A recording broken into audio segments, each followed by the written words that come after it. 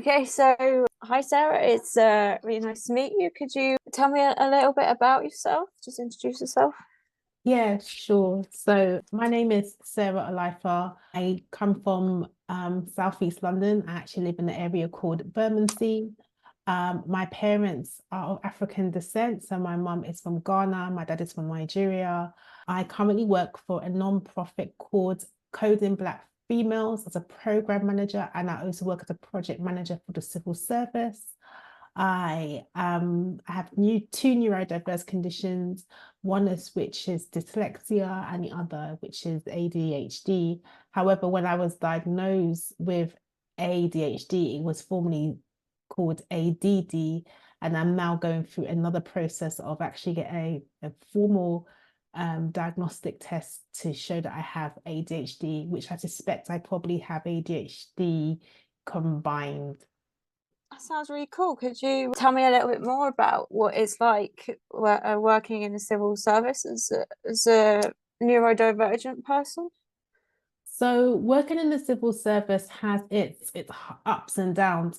When I initially started at the civil service, I did reveal my neurodiverse condition when going through my application process and told them that I was neurodivergent. They have a system in place where you get the external help. So they have that their HR process where they show you, okay, you have a neurodiverse condition and we can make adjustments for you, and they just know that you have that. But on the granular level, when trying to explain to my line manager that I was neurodiverse, it was a lot more challenging because he didn't know what to do with me. It was almost like, oh, you've got this neurodiverse condition, and I was kind of left on my own to kind of try and figure out what to do, because a lot of the time when you're having a direct line manager, if they're not aware of neurodiverse conditions, they don't understand how to manage it. I find a lot of organizations on a high level, I would say, will deem themselves as neurodivergent friendly or disability friendly. But when you're working right on a granular level, which is like direct line management, it can be quite a challenge. So for me, when I started working in the civil service, I found it quite challenging because I had to kind of navigate my neurodiverse condition on my own and find ways of masking illness or coping with what I have, which was the dyslexia and ADHD. It's only when I got moved away from my manager that I was first initially given, and I went onto a different project, that I had a manager that was able to ensure that I got coaching, neurodiversity coaching while I was at my job, but it was only for a minimum period. So I really feel like a lot of the time within the civil service, although they talk about, supporting disability, sometimes on a granular level where you have a line manager, they generally just don't know what to do with you. So that's my experience of working for the civil service. And in terms of working from the non-profit, I feel like it's much better in a sense, but also there are areas where I guess there's only so much as a small organization and charity they can do in terms of supporting someone that's neurodiverse.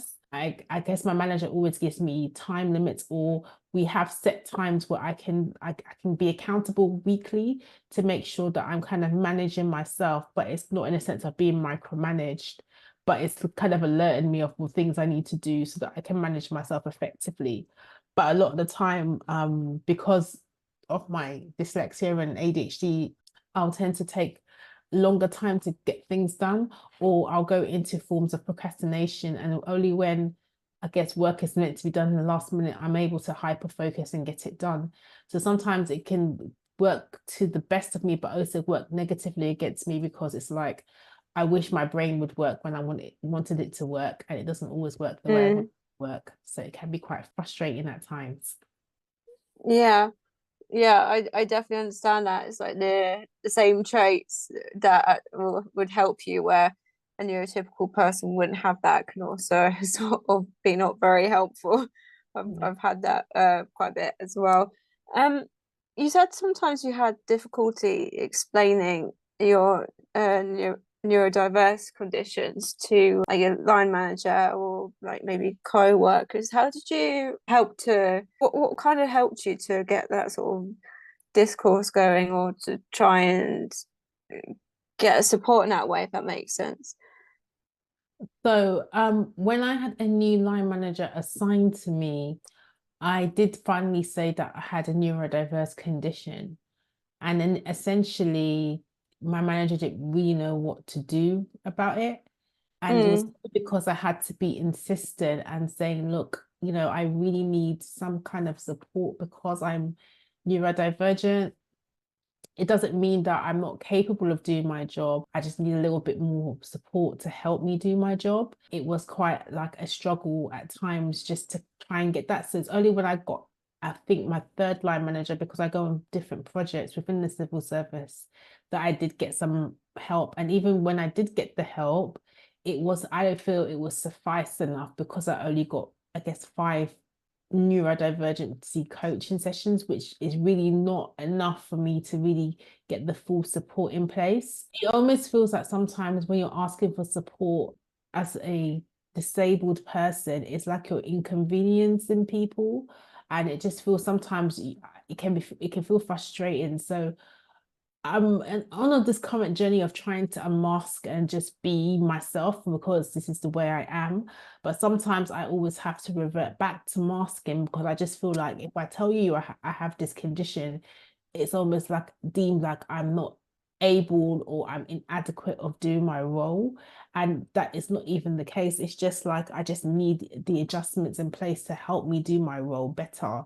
And then I can perform to the level that you want me to. But I just feel like a lot of people just don't see that. They just see the disability or the defect, and it's not necessarily a defect, it's just something you have. But I think a lot of people still have that and hold those stigmatizing thought in their mind that, oh, if you're neurodiverse, then you're defective. And it's not necessarily the case, it's just something you have. I know that no one would say that to someone who is physically disabled because of the physical disability. For the stuff that you can see, you just make the adaptations to put things in place for that person, and they can just do their job. Yeah, But I I've just made that find, argument a lot.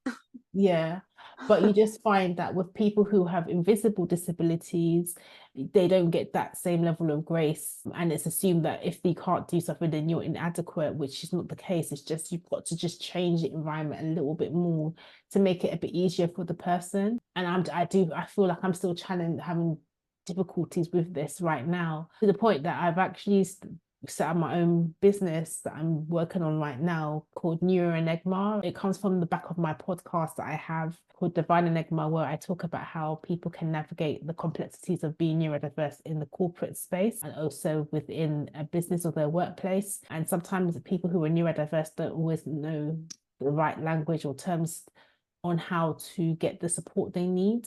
And only now I'm getting this support after many, many years of masking and hiding my neurodiverse conditions from people because of the shame and feeling judged by it. Yeah, no, I totally get that. I have that a lot. Social masking where I work is trying to figure out the situations where you can just let the mask come off a bit. How do you decide when you feel comfortable taking down your mask a little bit? When do you find it coming back up again? I think I am, for me, I think one of my traits of being a dyslexic person or a dyslexic woman is the fact that I'm very intuitive. I feel that I have that ability to tell if somebody is able to listen to me. It's not everybody that I tell or I talk about that I am neurodiverse or I have dyslexia or have ADHD. It just depends on the person and how receptive I think they might be. And it's by hinting little things like, how do you feel about people that are neurodiverse? Just small like nods or inklings that make me think if this person would be supportive. And if I feel they could be supportive in one form or another, then I will let them know this is what I have, and then I know I'll get that support. But a lot of the time where I've been in positions where I've worked for employers where I just feel like this person is just not going to understand that I'm neurodiverse, there have been points where I've decided that I'm going to end that employment myself rather than being in an environment where I'm just going to be really stressed out. It's something I've learned to navigate over the years, and it's hard, but I'm trying to get better at just not having to mask so much because it can be quite exhausting. So it's easier just to be yourself and just try to just say what you have. And actually, I'm trying to learn more as well. Like, if even if someone isn't accepting of my neurodiverse condition, I need to learn just to be okay with that. But it's hard because I have ADHD as well, and very typically in people who have ADHD and sometimes people with autism as well, we suffer from things like rejection sensitivity dysphoria, Yeah, which yeah, can really be really painful in terms of like feeling like it can really set you off in like a spiral, and sometimes you don't even realize you have it, where you can be just depressed for like days because you felt like someone doesn't like you, or you feel like that person is thinking of you in a awful way, and then you start feeling quite inadequate about yourself. So it's trying to navigate that and trying to, figure out how to manage that as well. yeah. I've got to say, it's really admirable that you're making an effort to try and take off that mask in certain situations. I know from my experience, it can be a really difficult thing to do. So it's really, really nice to hear someone doing that. And I've got to say, I think a lot of people who will be listening to this, it will really sort of be helpful knowing that other people are already trying to do this. So I want to say that it's amazing to hear that. Just out of interest, how do you think that your dyslexia or your ADHD, how do you think that might have helped you in your work, or like with your podcast or whatever you stuff you do? I think my dyslexia has made me somebody who it just will just be happy to try things. They say that a lot of people who are entrepreneurs or like start businesses tend to be dyslexic or may have some form of neurodiverse conditions. I don't know if there's a link to that. And obviously, I don't know everything on it, but I just know, just based on my personality, is that one of the things I feel that's helped me is just my willingness to try, even if I don't understand everything, just to keep trying and keep going, even if I don't have the answers to it. I think for me as well, what has helped me kind of manage my dyslexia and my ADHD is that I'm a person of faith. So it's one of those things where people don't always link things like neurodiversity and that their faith and being a Christian. I feel like a lot of my neurodiversity comes from reading like characters in the Bible and relating myself to them and thinking, oh, they had the boldness to do that despite the fact they had certain defects. They may, or what people would have classed defects, and they may have not used that language of dyslexia or ADHD or autism at that time, but I feel like that helps me kind of navigate myself around my neurodiverse conditions. And also I think the fact that like a lot of the time with entrepreneurs, we don't always have the answers, but we just figure it out as we go along. Mm. One of the things that also helped me with my dyslexia, that I'm not very good at spelling or putting things together, but I'm very good at talking. So I think for me, the podcast is better for me to do rather than a blog, because if I'm having to process information in my head and I'm having to think about it and think about how to spell things and stuff, it can be quite overwhelming for me. So just like Yeah. thinking out how I feel or what is going on in my brain in that moment helps me, and a podcast helps me do that. Also, I think with me just both being neurodiverse and having ADHD, I feel like I have a somehow somewhat a high level of resilience.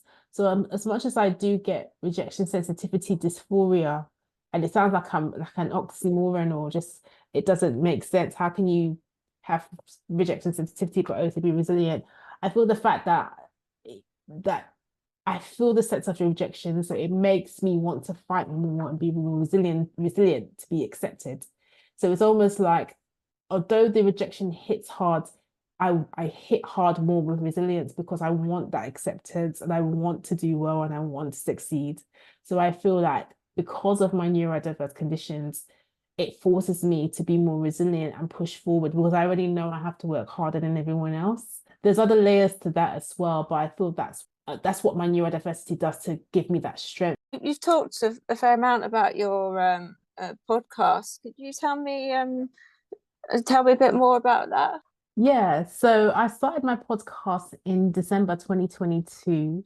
That was my first episode. And initially, the podcast was based around project management. And it came from I feel like it came from the premise of when I worked in a very, very toxic work environment and I felt stifled by working there. And at the time, I was working in an environment that was certainly not neurodiversity friendly or cared about the fact you had a neurodiverse condition. And it was a very heavily driven, I would say more of like a sales role where you had targets to meet, but you were only as good as your last target. And your managers would never praise you, even if you hit target in the last quarter. Like we've just finished the financial year and you had a target to hit all these contacts, and I would always be the top three, performers at that previous workplace that I was at. And it really put me in a really bad place. And I just felt like, how am I going to get out of this situation? I felt like many neurodiverse people that you're stuck in a role that you don't know how to do it. You can apply for jobs, but not know how to apply for them. You can try application forms, but you don't know who to turn to, and you feel kind of stuck where you are. So the environment I was working with was very stifling, and I felt very trapped where I was working. I didn't feel that I can go beyond where I was. And I feel like because of my neurodiverse condition, when I look back at my life and I look at all the decisions I made and the choices I've made, a lot of the choices were based on the fact that I was afraid to go for anything more, or if I did try to go for something more, I was just faced with rejection. So feeling that I couldn't go beyond where I was. So the Mm. podcast is out of me navigating that environment and then moving into project management. And then I called myself the neurodivergent project manager, which I have on my website. It's even like that right now.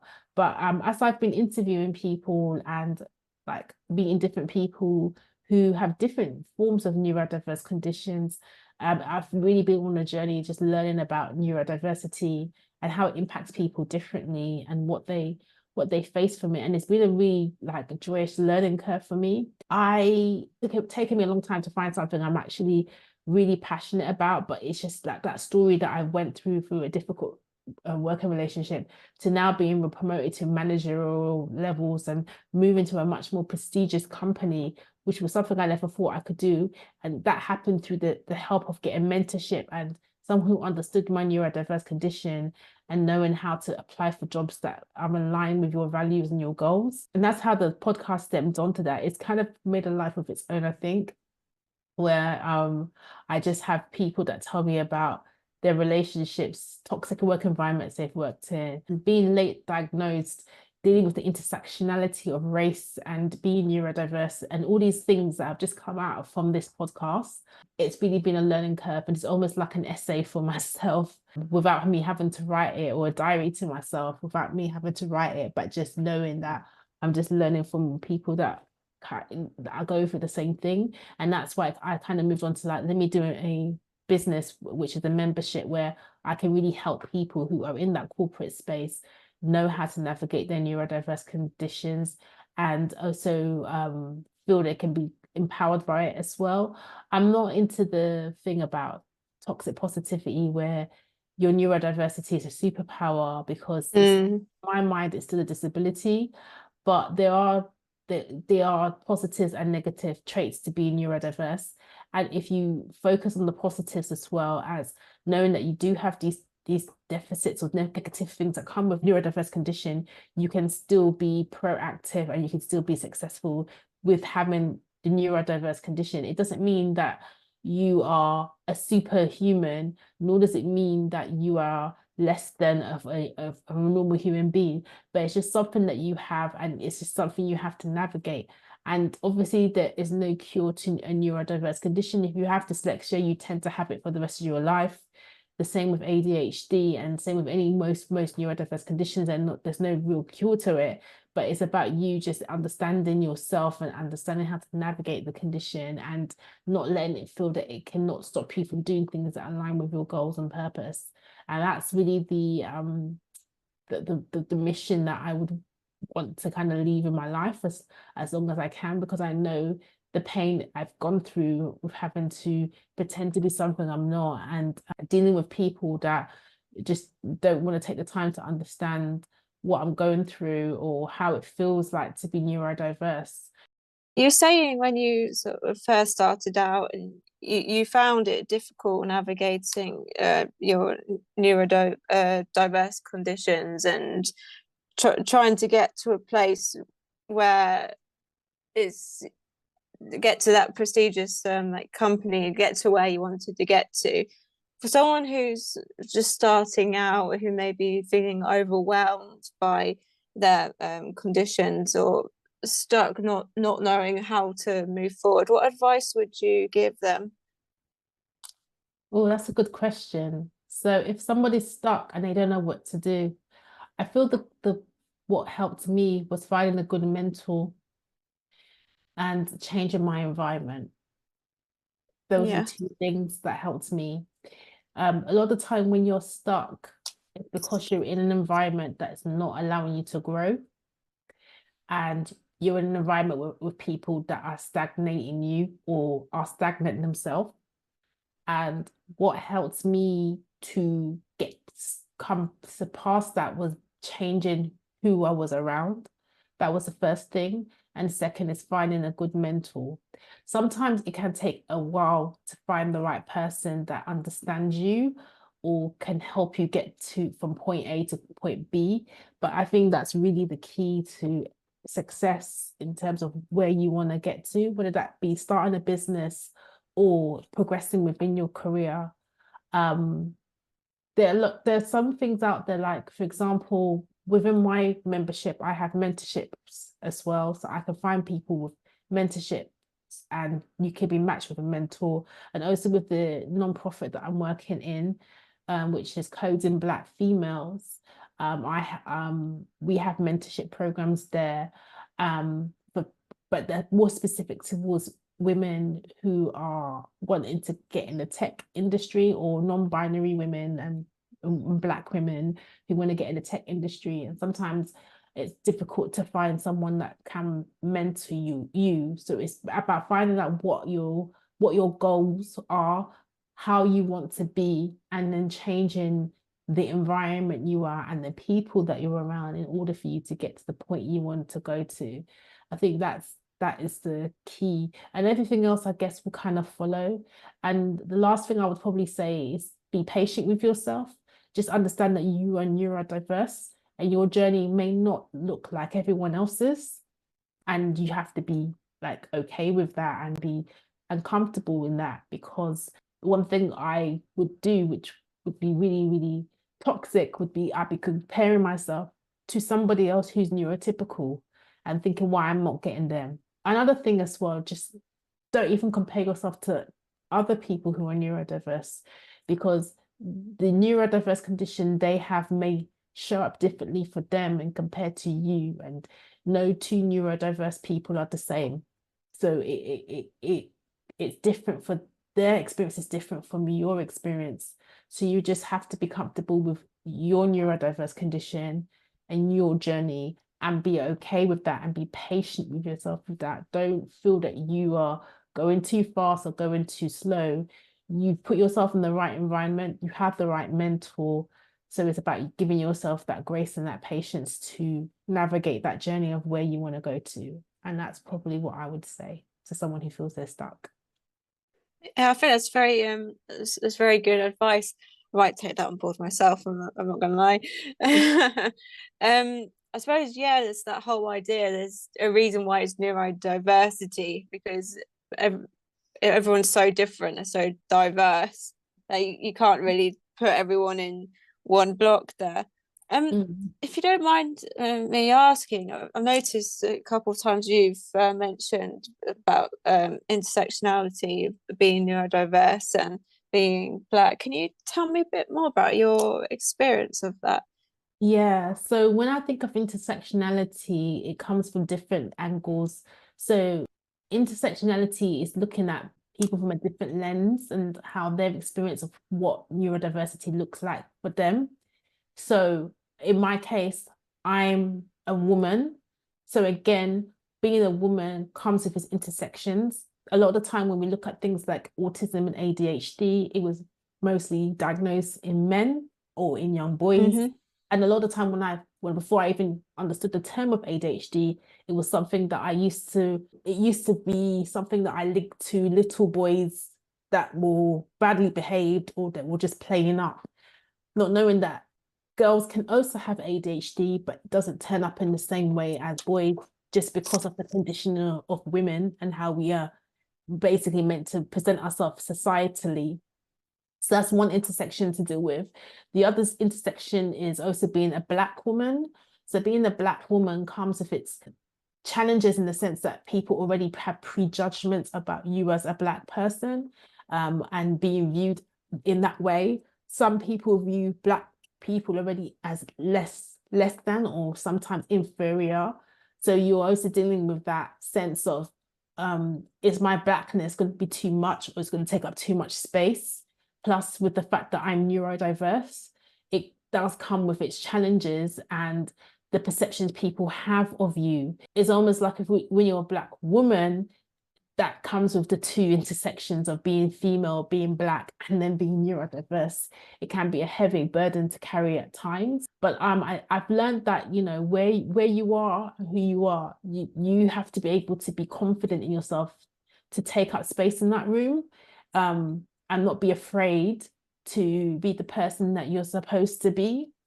A lot of the time, I think as a Black woman, sometimes that's hard to navigate because a lot of the time Black women are sometimes told to shrink themselves to fit into a society, may have perceptions of you as a Black woman. A lot of the time when I grew up, my mum would always say, just work hard and do your best, and hopefully that will pay off. But a lot of the time with the corporate world or the corporate space, that doesn't pay off. It's the person that makes the most noise.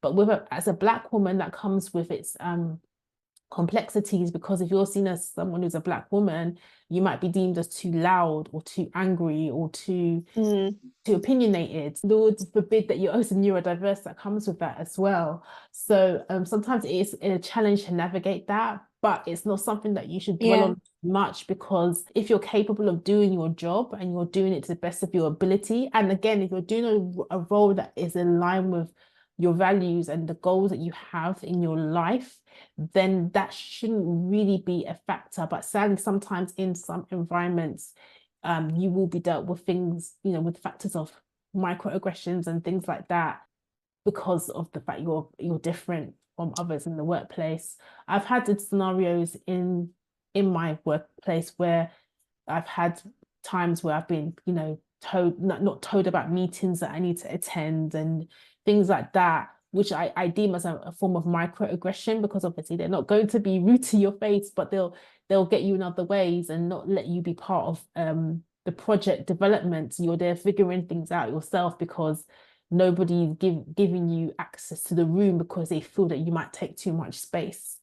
So I think it's a case of just trying to be as bold as you can, but in the most Mm. respectful way, and not be afraid to take up space and not let your race or your neurodiverse condition or the fact you're female stop you from excelling in whatever company that you're working for, or Yeah. if that is working for yourself, not being afraid to take up space, because there might be one little girl looking at you one day and thinking that she could do that and she's neurodiverse, or there might be one Black little girl looking up at you and going, oh, she's neurodiverse, so I can do it too.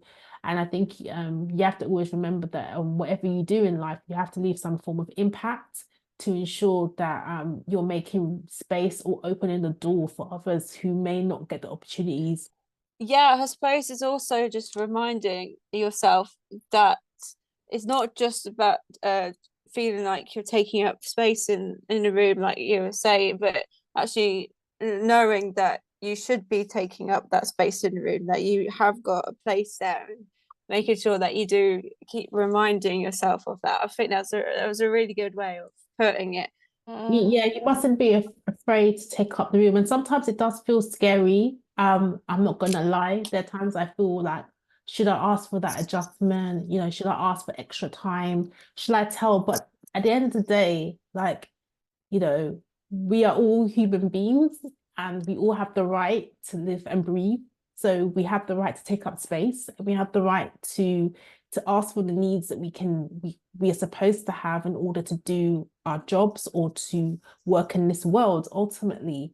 Other people are not afraid to take the space, so you shouldn't be as well. And that's how I'm trying to live my life authentically, rather than being quiet and being afraid to ask for what rightly is mine, and not to be afraid to, you know, if I need that help, let me take that help. Other people do, and I should be allowed to do that too. But it's taken me a long time to get to that point, because you're always afraid of upsetting people, you're afraid of the rejection, you're afraid to offend people, and in life we can't, you're going to offend people, but you shouldn't be afraid to offend people, because you're in that space for a reason. They're not there, you're not there for no reason. You're there for a reason because you have some value to bring. You're not there for nothing. But some people might make you feel that there's no purpose for you, but you're there for a reason and you are bringing value. And that's what I always tell myself as much as I can. Yeah, I definitely agree with that. It's I think that value also is bringing in different viewpoint rather than just following the same mold, if that makes sense, with like the other workers. You can help bring about change just through that, and really help to drive things forward just by bringing in that different perspective. So I definitely agree with that. Could I just ask about this, your non-profit, the coding black emails? Can you tell me a little bit about that? That sounds interesting. Yeah, sure. So Code and Black Females was a profit, it's a not-for-profit organization, I should say. It was set up by a woman called Charlene Hunter, who's my boss. And she had been working in tech for a number of years. She started it in 2017. I think it's been going for 7 years strong now. And it was created because Charlene found that, you know, she was going into these rooms and she didn't see anyone that looked like her. You know, there were no Black women in the tech industry. And she was like, okay, where can I find people that look like me? I mean, she liked her colleagues, she liked the people she worked with, but there was just no one that looked like her. And it's just started up from a meetup group, where she was just meeting up with other Black women who code, and they will just, you know, go to a cafe, go to like a restaurant or a pub, and they'll just be coding on their laptops. And that soon expanded into events. And then obviously more came from that. And then she met other women who were quite senior in the tech space. So there are two other CTOs that work within Coding Black Females. And basically it kind of snowballed from there. So it started off with events. The events turned into then like, okay, let's start teaching more Black women to get in the tech industry. And then through there, they started getting sponsorships. And through sponsorships, they started getting boot camps and short courses and mentorship programs and self-led courses. And it basically became a movement, more or less. And we now like deliver to over, I think it's now over 60,000 Black women in the community, all around the world. So we have even now, currently we have boot camps that are now running in the USA.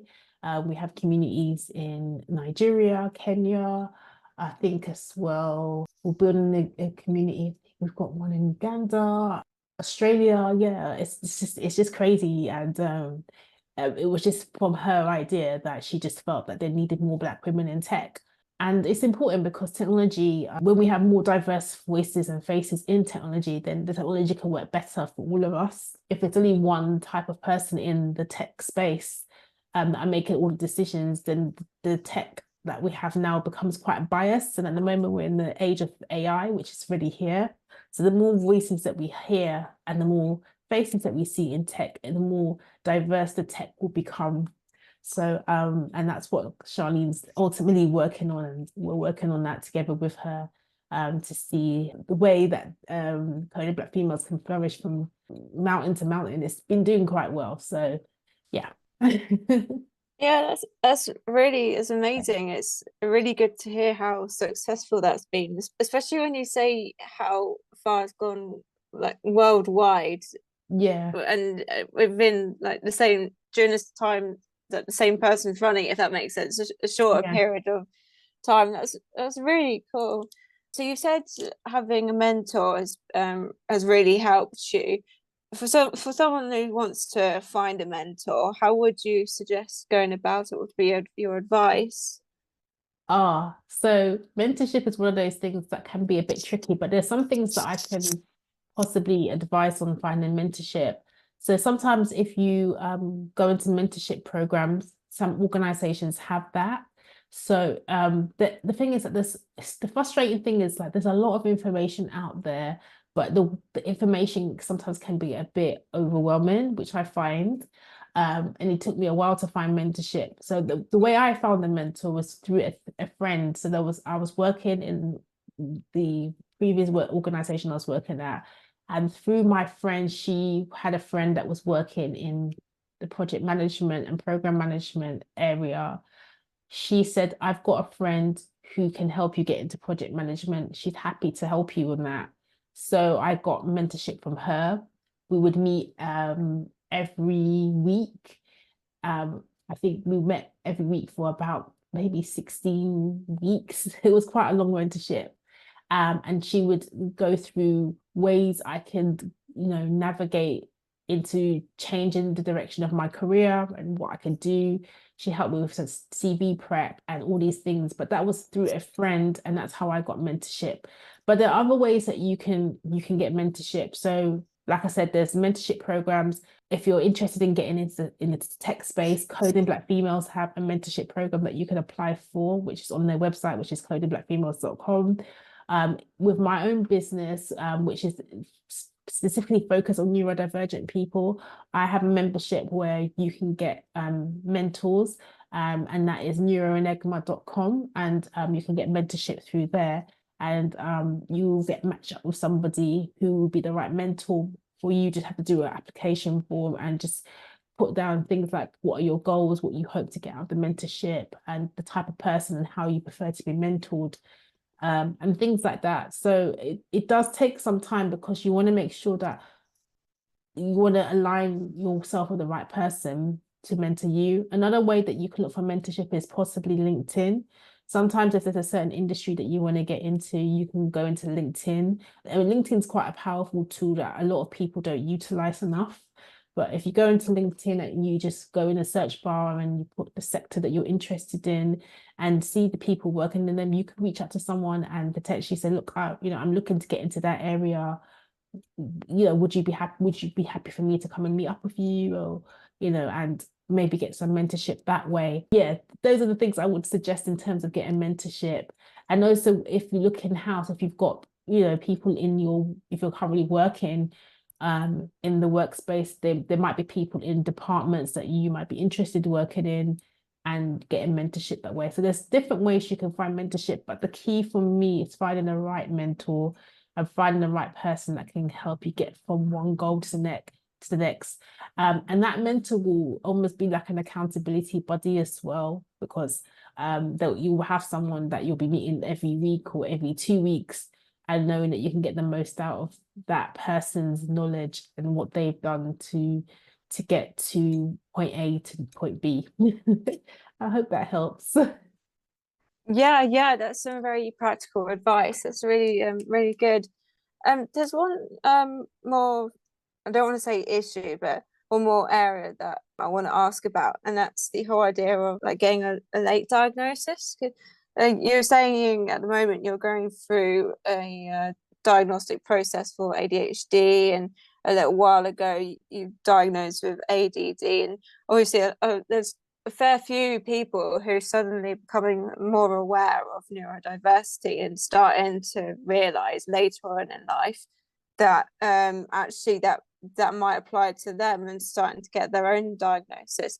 So my question to you is how have you what's been your experiences of that in terms of getting diagnosed later in life, and what your experiences were before you had that diagnosis? I feel like it's really unfair that people have to go through their whole life, their whole childhood, having to deal with a neurodiverse condition and not getting the support. One of the things I found when I got diagnosed, a bit late diagnostic test, was how frustrated and angry I was that I had this condition. I was struggling through the whole of secondary school, just trying to get through each day and being dyslexic and nobody helping me, you know. And no teacher even picking up on it or caring to pick up on it, just assuming that things were okay with me. So that for me, like getting diagnosed late was really frustrating. And it's really annoying because I'm finding it's interesting you're saying that people are getting diagnosed late. People are getting diagnosed very late. My mum didn't get diagnosed as she got diagnosed with dyspraxia and dyslexia when she was in her 50s. Oh wow, that is Um, pretty late. so all her life she had her kids, she got married, all these things, but she didn't know she had dyslexia, you know, she didn't know she had any kind of neurodiverse condition. And only when she was in her 50s, that's when she was on 56, going on 60, you know, knowing that she had um this dyslexia and dyspraxia.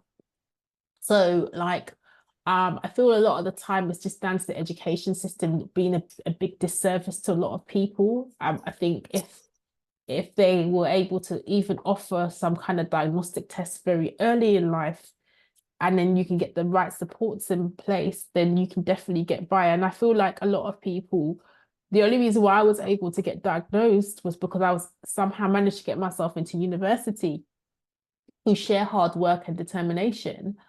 But if I had not gone to university, I don't think I would know I have a disability. I would just be fumbling my way through life, just trying to figure things out as I go along. And when I did get diagnosed, I got diagnosed in my 20s, so my mid 20s, mid to late 20s, I got diagnosed with dyslexia and ADD.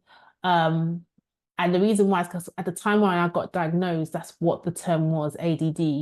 There wasn't the ADHD. The ADHD was only like, it was only reserved for children. So it was, I don't know, I think it was only up to 2000 and I may have the date wrong, but I think 2010 or 11 when they actually then said, oh, ADHD, you know, is something that anyone could have. It's not immune just to children. Adults can have ADHD. So ADHD wasn't actually recognized in adults for a very, very long time, and it was only recognized in children. So I feel like a lot of the time, the reason why a lot of people are getting diagnosed late is because their ADHD is now being acknowledged, whereas before it wasn't. It was just you had it as a child and afterwards somehow it disappeared, which doesn't really make sense. I just feel like that's probably what's happening with a lot of people now. They're now being empowered with this knowledge that they have, and they're now making changes in their life to try and make it better for themselves. That's what I believe. I don't think it's a case of everyone wants to get diagnosed because it's a trend. It's because the research done on neurodiverse conditions like ADHD, like autism, wasn't fully studied on more intersections. Most of the studies were done on boys or men, and women were kind of left out of that. So a lot of the time you don't really hear of conditions of women having autism, but of course, how can men just have autism when women can also have it too? So I think that's what's happened. But yeah, when I did get diagnosed late, I was relieved to know, okay, this is why my brain ain't like everyone else's. But at the same time, I was very angry because I felt like why wasn't I given help from before and just left on my own? You know, it just wasn't fair. But I've just felt that this is a part of who I am, and I've just embraced that this is how my brain is, and that is it. I can't really change what the prognostic, how the outcome was, because that's what's happened. But what I can do is go forward with it and make something of my life based on my neurodiverse conditions. So have you got any more comments, anything else you wanted to say, or any advice, final advice you'd want to give to a neurodivergent person that's just starting out in their career? So, what advice would I give to someone who is neurodiverse? So, if you know you have a neurodiverse condition, or you're not sure you have it, but you suspect you have it, please make sure that you can do everything in your power to get tested, and to get an assessment. I know sometimes it's quite hard, because the waiting lists are quite crazy, and I totally sympathize with you. But if you're able to try and get an assessment done, if you suspect you have it, or if you definitely know you have it, then you have it. That's the first thing I would say. The second thing I would say to someone who is neurodiverse is, and they're trying to start work in the corporate world, make sure from the onset, particularly if you are going to apply for certain companies, that that company is aligned with people who have disabilities or can support people with neurodiverse conditions.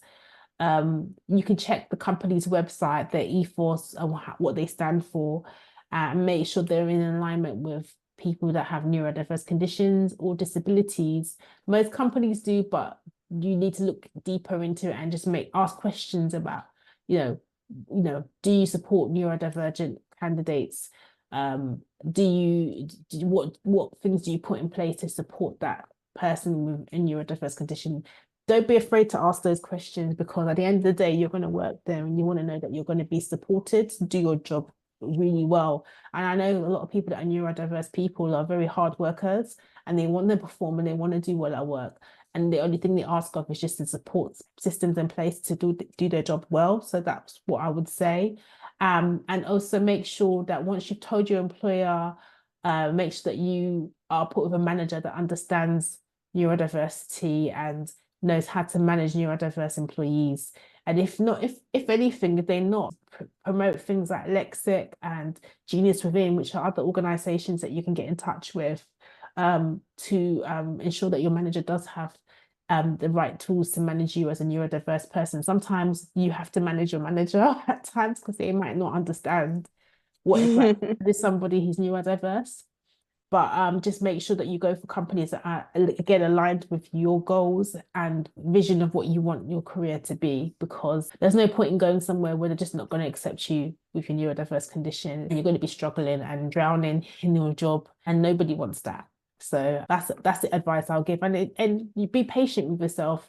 It might not happen overnight, but it will happen because you're going through that pathway that you want for yourself.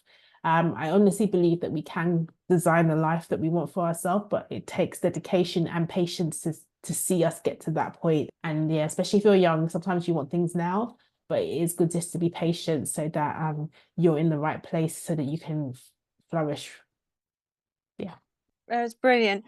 It's really nice talking to you and getting to hear about your experiences and your story. So thank you for doing this audio and sharing your story with us. Oh, you're more than welcome. I really am honored that you've allowed me to talk to you about my story, and thank you both very much.